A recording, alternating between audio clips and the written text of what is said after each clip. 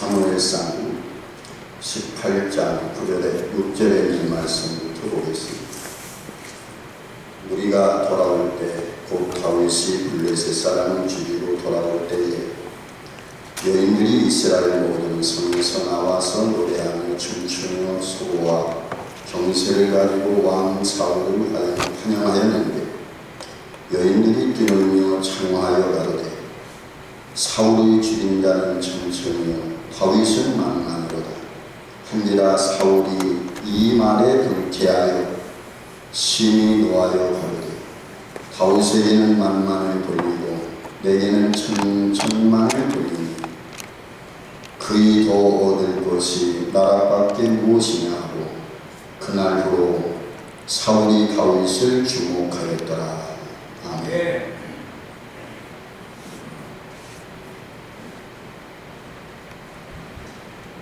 이제 공유관 말씀을 가지고 본문이신 푸른 사랑 삼리교회 남은 목사님께서 우리가 꿈꾸는 나라라는 주제로 말씀을 전도해 주셨습니다.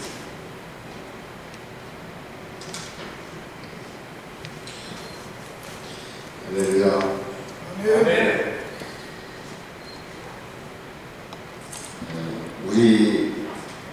우리가 이제 총회로 모였습니다.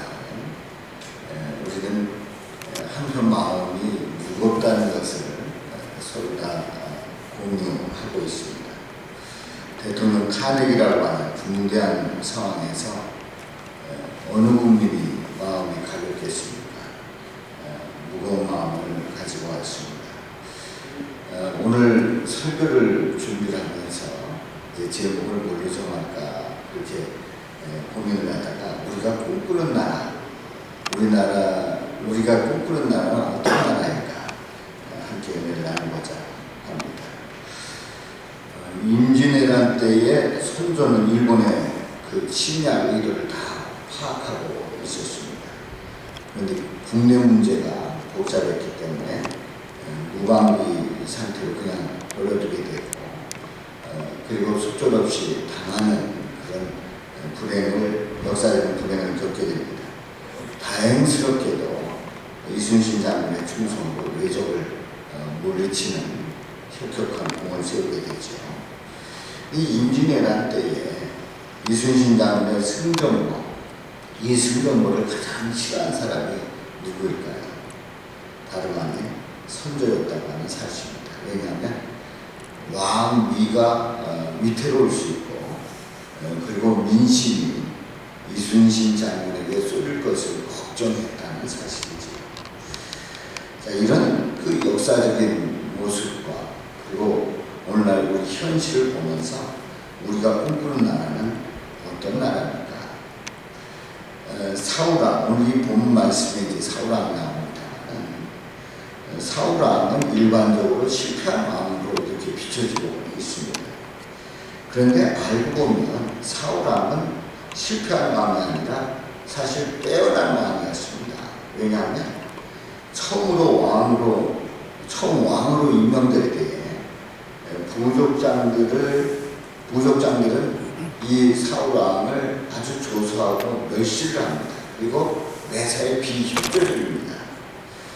이제 그런 가운데서 왕이 없는 나라에서 첫 번째 왕이 되었을 때에 이 왕이 그 나라를 이끌어가는 그런 아주 어려운 상황 속에서 사울왕은 정치 감각을 최대한 발휘하게 되고 이 탁월한 정치 감각에 의해서 나라를 이끌어가게 되죠. 그래서 이 사울왕은 백성들의 민심이 어디 있는가를 잘 파악하는 사람이었습니다.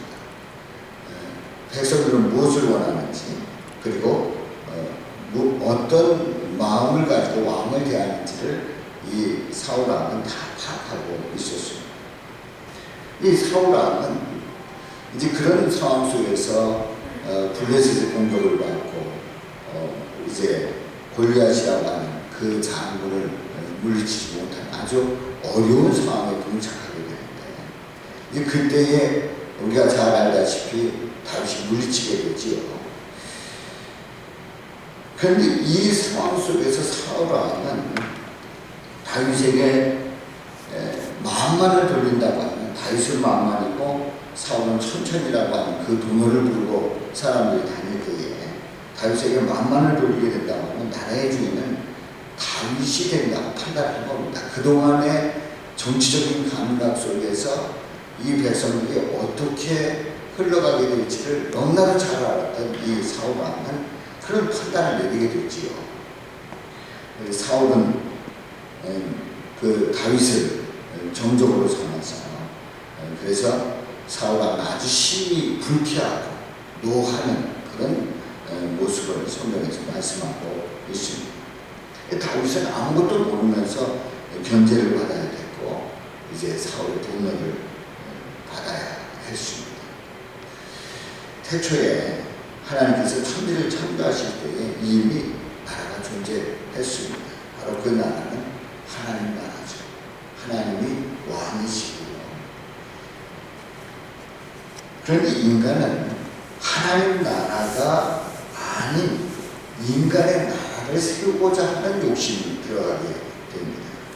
바로 타락하면서 인간은 하나님 나라가 아니라 인간의 나라, 인간이 주인되고 인간이 왕이 되는 그런 나라를 세우고자 했습니다.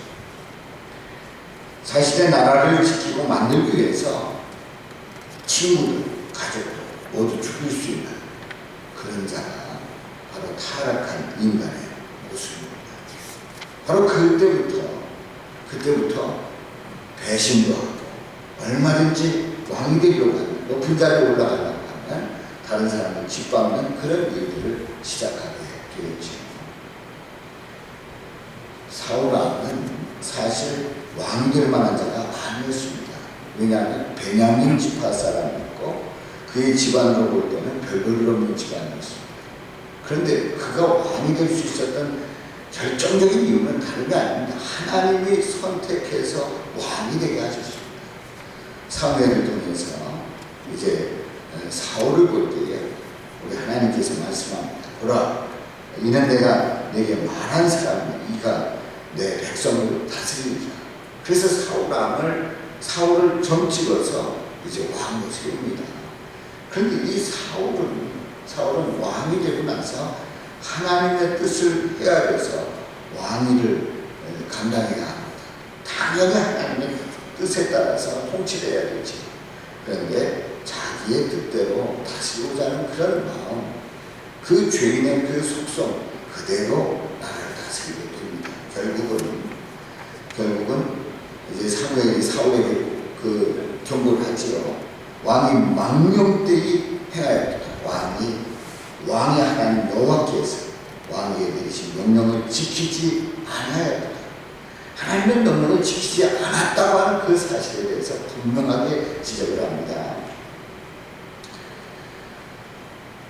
전쟁에서 이 사울은 자신의 안위와 자신의 그 왕의 위치 그리고 자신이 다스린 그 나라에 대한 정치적인 기반만 생각을 하게 됩니다. 다시 해서 사울은 다윗에 대한 그런 찬양 소리를 그 백성들이 사울은 천천히고 다윗은 만만이라고 하는 그런 동요를 부르고 다닐 때에 이 사울은 심히 노했습니다. 8절 말씀에 있듯이 다윗에게는 만만을 돌리고 내게서는 천천히만 돌리니 그가 얻을 것이 나라 말고 무엇이냐.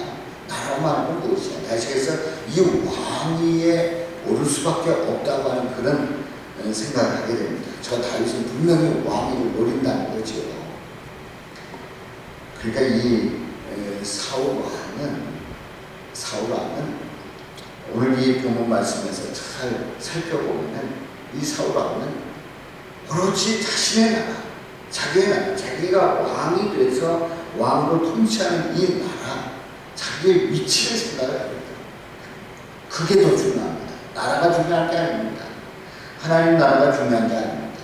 자신의 위치, 자신의 그 왕의 위치가 흔들릴까봐 그게 걱정이고 그게 화났고 그게 불쾌했습니다. 그런데 말이죠. 다윗은 하나님 나라가 망하지 않도록 하나님을 업신여기는 하나님의 나라를 없이 여기는 골리앗에 대해서 이 다윗은 목숨을 두려워하지 않아 달려가서 그를 죽입니다. 물매를 던져 그를 죽입니다. 그리고 이 다윗은 정치적인 계산에 의해서 골리앗에게 나아가자. 골리앗을 죽인 게 아니에요. 이 다음에 내가 이렇게 골리앗을 물리치면 왕의 자리에 올라가는데 좀 더 나올 거다라고 하는 계산 속에서 그리고 백성들이 나를 인정할 것이다라고 하는 그 계산 때문에 골리앗에게 달려간 게 아닙니다. 이 다윗은 인간의 나라가 아니라 오직 하나님 나라를 걱정하고 그리고 하나님 나라를 없이 여기는 골리앗을 향해서 달려나갔던 거죠. 분명히 다릅니다. 사울은 자신의 나라가 그렇게 걱정이 되는 자기의 나라가 걱정이 되고 자신의 위치가 걱정이 됩니다. 그런데 다윗은 그런 계산이 아니고 오직 하나님 나라만 생각했다는 얘기지.